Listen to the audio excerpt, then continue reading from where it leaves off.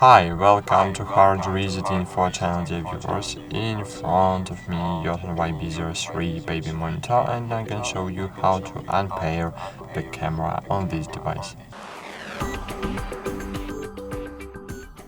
To do it, you need to open the main menu and find the camera. And now scroll right. Okay, maybe we can't scroll right, so scroll down to find the delete camera row. And here you will see that you can remove the camera number 1. Click OK and click delete this camera. And cool, camera was successfully removed from this device, and we have now antenna of this camera.